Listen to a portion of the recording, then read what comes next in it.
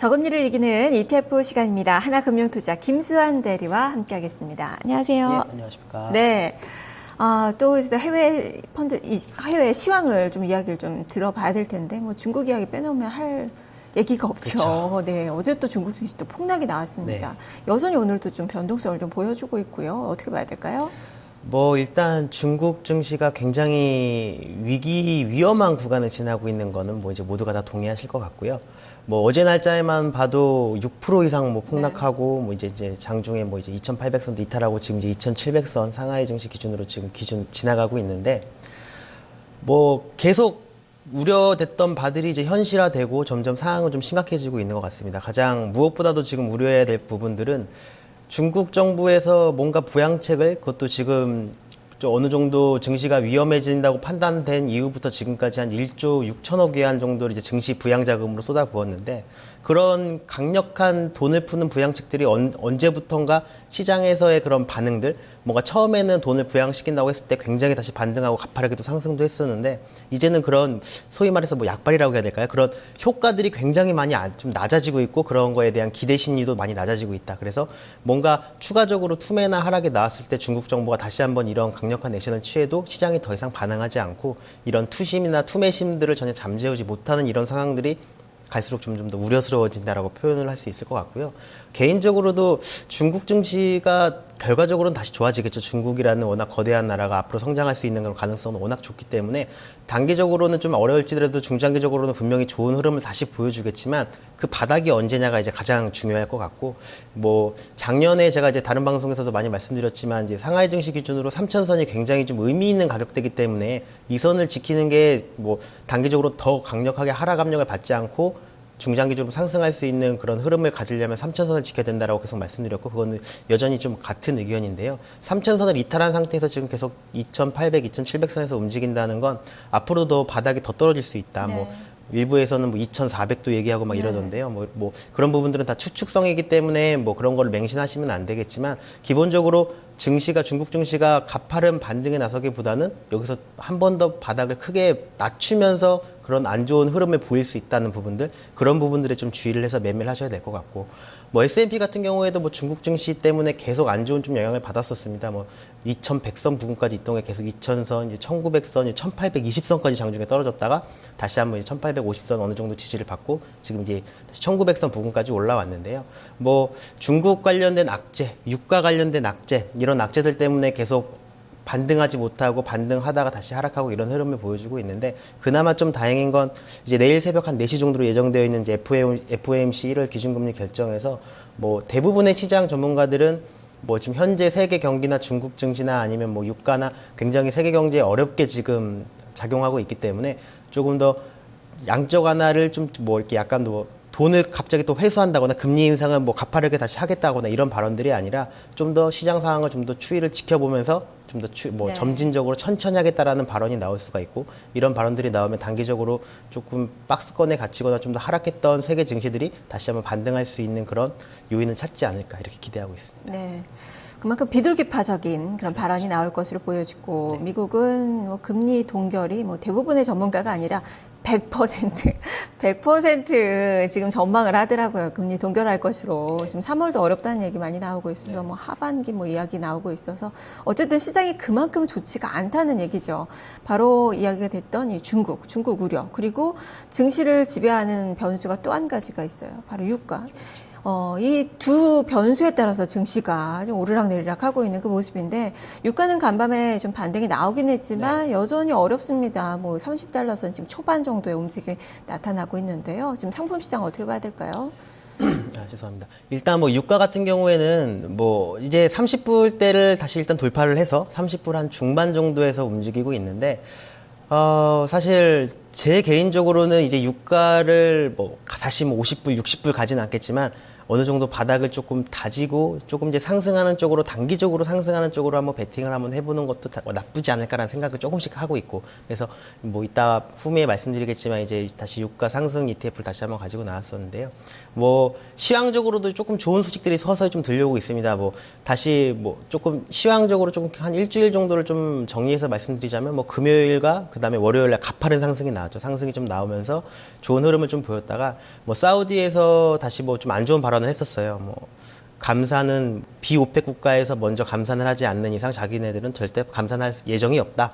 이런 공급 그 과잉을 계속 지속해서 정책을 펼쳐 나갈 것이다. 이런 이슈들 때문에 다시 좀 악재를 좀 맞긴 했지만 다시 그런 유가가 30불 중반대로 올라왔던 거는 그 이후에 들려온 좀 좋은 소식들이 있었습니다. 일단 러시아와 사우디가 현재 그 저유가 상황을 조금 돌파해 보고자 감산을 좀 논의해 볼 수 있다라는 그런 이제 소식들이 좀 들려오고 있고 그다음에 뭐 오펙 국가에서 이제 쿠웨이트가 만약에 비오펙 국가에서 먼저 감산을 하지 않고 감산을 해줄 수 있다라는 그런 뉘앙스를 풍겨준다면 자기네들이 먼저 감산을 해줄 수 있다. 뭐 이렇게 감산 쪽에 관련된 시황 뉴스들이 지금 굉장히 좀 많이 좀 들어오고 있기 때문에 유가가 어느 정도 바닥을 좀 다진 것이 아닌가라고 생각이 드는데요. 대신 이렇게 굉장히 최바닥권, 12년 바닥권에 있다가 어느 정도 반등이 나와서 조금 횡보를 하고 있는 이런 구간에는 다시 한번 하락할 수도 있기 때문에 만약에 매수로 투자하신다고 하면 항상 손절 라인을 정확하게 정하시고 ETF가 됐던 해외 선물이 됐던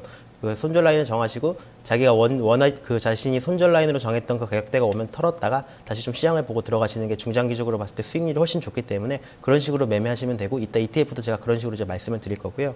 천연가스도 이제 제가 지난주에 추천을 좀 드렸었는데 뭐 그 뉴스에서 보셨겠지만 굉장히 뭐 동부에 뭐 엄청나게 폭설이 내리고 강추위가 왔잖아요. 네. 뭐 우리나라도 굉장히 추웠는데 이런 부분들 때문에 그래도 좀 어느 정도 상승 요인이 좀 있었습니다. 그리고 에너지 섹터가 전반적으로 안 좋았는데 유가가 좀 어느 정도 반등에 성공하면서 다시 천연가스도 조금 좋은 흐름을 좀 보였던 것 같고 그리고 금선물 같은 경우가 조금 되게 좀 재미있게 움직였는데요.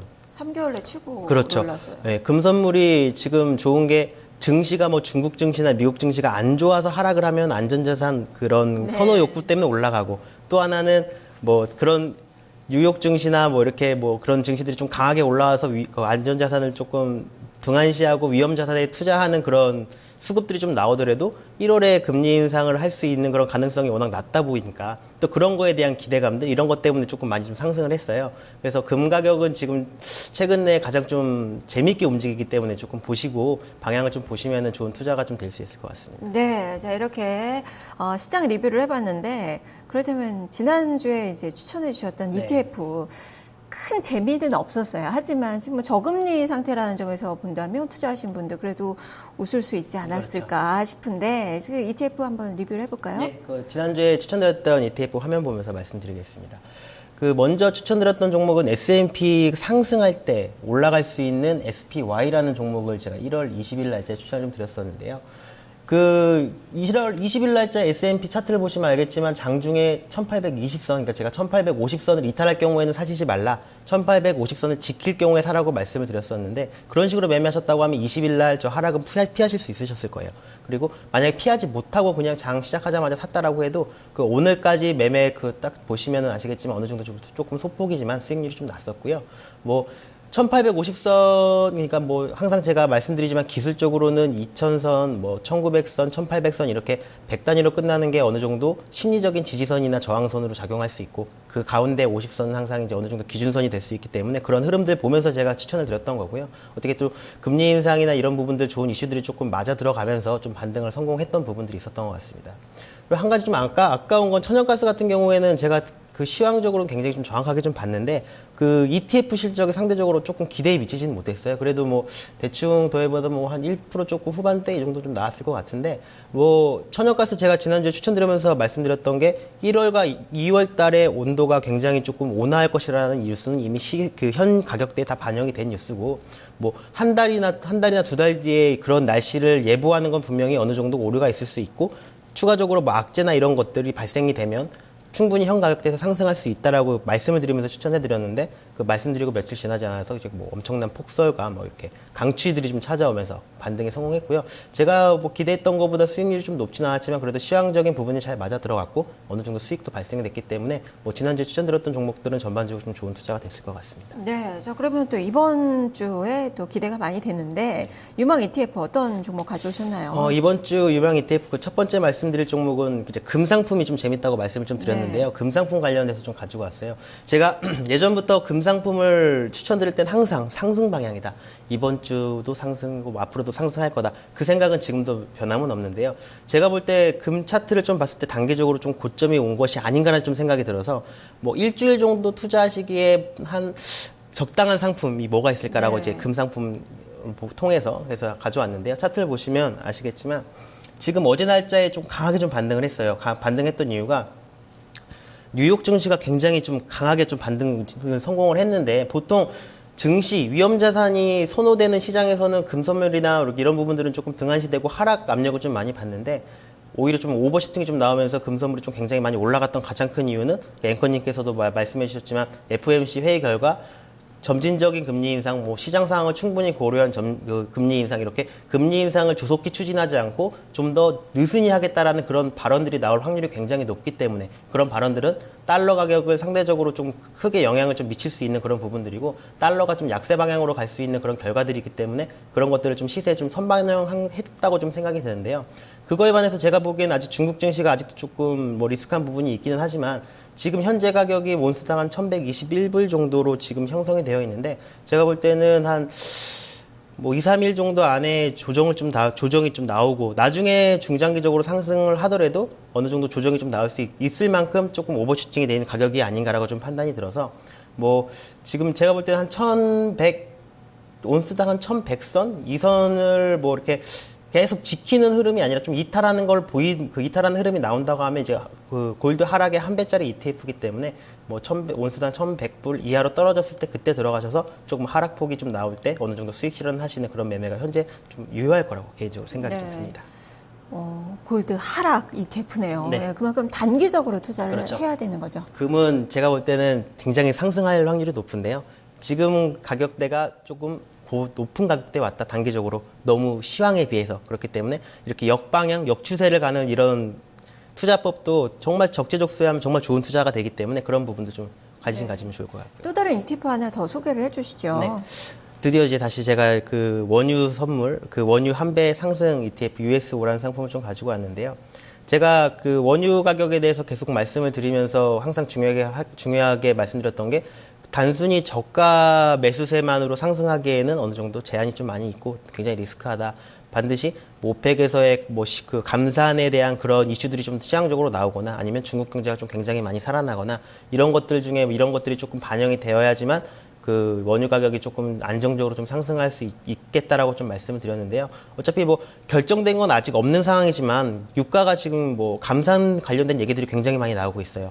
비오펙 국가에서는 뭐 베네수엘라가 더 이상 이런 저유가를 견딜 수 없다라고 해서 강력하게 오펙 회의를 좀 수집을 뭐 요청하는 그런 흐름들도 좀 나오고 있고 그 다음에 뭐 러시아와 사우디도 지금 감산 협정에 대해서 좀 더 예전보다는 좀 더 완화된 그렇게 할 수도 있다라는 그런 발언과 제스처를 좀 취하고 있고 뭐 쿠웨이트에서도 굉장히 좀 유화적인 발언도 좀 하고 있고 그래서 전반적으로 시황이 예전에 비해서는 상당히 좀 긍정적으로 좀 가고 있는 건 사실입니다. 뭐 다만 좀 안 좋은 건 중국이 반등을 좀 못하고 계속 하락 압력을 좀 받는 부분들이 좀 우려스럽긴 하지만 지금 가격대 유가 상승 한배 ETF는 굉장히 조금 좋은 전략이라고 좀 생각이 들고요. 뭐 지금 차트를 뭐 굳이 안 보셔도 되겠지만 만약에 차트를 본다고 하시면 지금 현재 가격대가 배럴당 한 30.8불 정도의 가격이 와 있는데 제가 볼 때는 한 배럴당 한 30불을 이탈하지 않는 선에서 현재 가격대부터 조금씩 그 사서 뭐 한 달이든 한 달, 뭐 두 달이면 두 달 이렇게 중장기적으로 가져가신다면 그 사이에 분명히 그 수익 실현할 수 있는 구간이 나오지 않을까 개인적으로 판단이 듭니다. 네, 금은 좀 조정을 단기적으로 보일 네. 것으로 유가는 이제 반등 기조를 조금 더 이어갈 것으로 좀 네. 보고 계시는 네, 거네요. 맞습니다. 말씀 잘 들었습니다. 고맙습니다. 네, 자 지금까지 저금리를 이기는 ETF 김수환 대리와 함께했습니다.